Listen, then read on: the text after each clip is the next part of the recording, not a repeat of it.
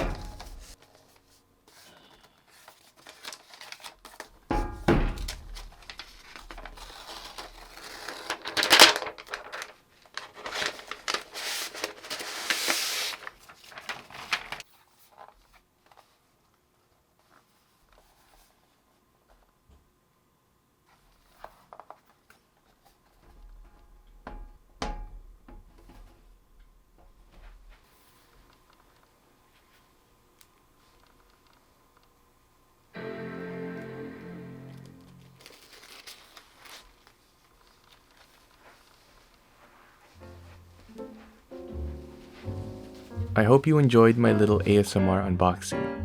Setting up the MacBook was a breeze, and the Touch ID is super fast. Look how fast and easy it was to set things up. I barely have to touch the power button for that long to unlock the thing.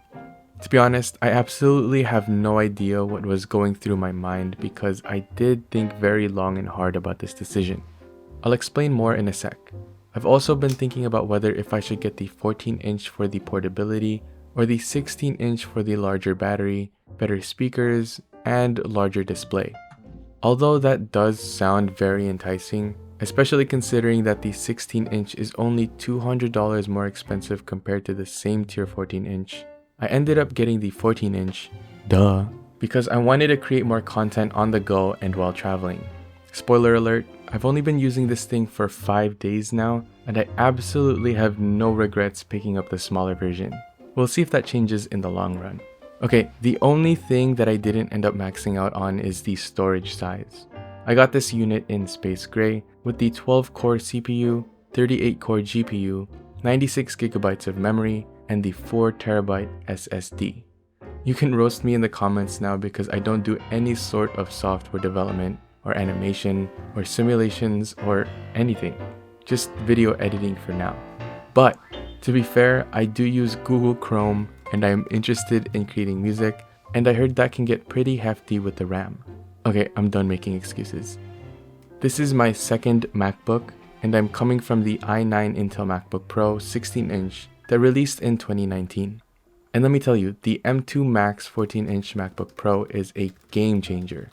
not only in the portability aspect with its smaller size, but the power is simply amazing. This thing feels like it sips on battery, even when doing some light video editing compared to my Intel 16-inch. Now mind you, that thing is over 3 years old now, and I've gone through plenty of charging cycles, so the battery life has degraded over the years. But just thinking how efficient this little machine is mind-boggling. I've never had to charge it so far if I leave the house with a decent amount of battery, but I haven't done a whole day outside of the office just yet. As everyone been raving about since M1 MacBook Pros, these things are crazy efficient. Everything launches super fast, the whole user face is quick and snappy, and it's just overall a blast to use every single day, whether it be for work or for entertainment. The performance to battery ratio still blows my mind, especially when compared to my Intel MacBook Pro. It's definitely one of the best, if not the best experience when it comes to any sort of device in my opinion. The battery life so far is amazing. One of the reasons I wanted to go for the 16-inch is for the larger battery life, but the 14-inch blows me away, so I can't even imagine how much better the battery life is on the larger iteration of this machine. Still, however, I'd rather have smaller size for better portability. Speaking of size and portability, I honestly think that I chose the right size for my next machine. I'm able to bring this thing to a lot more places when I'm out and about without it feeling too cumbersome to carry around. The extra 1.2 pounds that you shave off with the 14-inch definitely makes a difference in a bag or backpack, believe it or not, especially after long periods of carrying it around. It's just so convenient to whip out and use. I'm able to edit in places like a couch, inside of my car, or even while standing up a lot more easier. I'm so glad that I chose to go with the smaller version, and I don't regret it one bit. I've never had MagSafe before, and I absolutely love it. I was a PC/Windows person up until my Intel MacBook, and I'm completely down the Apple ecosystem rabbit hole. I still use a Windows laptop occasionally for gaming, but that's pretty much it. Now, this thing is my main workhorse. Okay, MagSafe. It's so convenient because it connects through USB-C, and yes, you can still charge through the USB-C ports. Being able to just very easily charge this device without having to look where the port is a game changer, although charging through USB-C is easy enough as it is. The indicator light telling you when the laptop is charging and when it's fully charged is super helpful, and the cable being color matched to your laptop is a plus. Okay, so I think one of the biggest questions that pop into my mind when upgrading from the Intel MacBook to this one is, do I miss the touch bar? To be honest, not really. I really do like the physical buttons, and the only thing that I can't do anymore is scrub through footage with the touch bar, but it wasn't that convenient anyways because I would have to reach all the way up to scrub through the footage. Scrubbing with a trackpad is pretty much the same experience. Trust me, you're not really missing out on anything without a touch bar, and it seems like everyone feels the same way. I got a few accessories for this thing.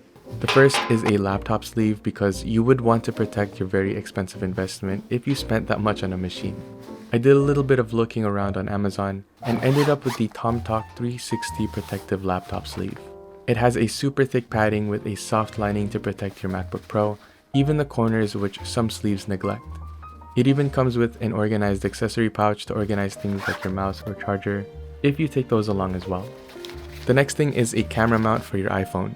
If you didn't know already, you can use your iPhone as a webcam and microphone with your Mac, and the iPhone cameras have amazing video quality. It connects via MagSafe, and it has a soft rubbery padding where it contacts your MacBook. Last but not least is a third-party charger. This one is the Aki 100-watt charger with 2 USB-C ports, but there is also one that's a little bit smaller with just 1 USB-C port. Both of them are smaller than the factory 100-watt charging bricks that you get with the 14-inch MacBook Pro, so they're very convenient when on the go.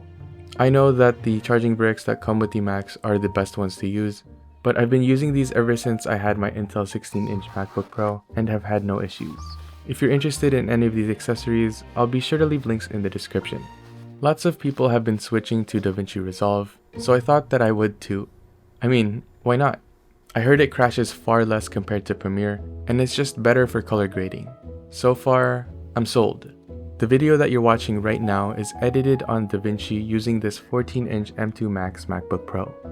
I've been using Premiere Pro for a few years now, and switching took a little bit of getting used to, especially since I think I had a good workflow down and already developed muscle memory with Premiere.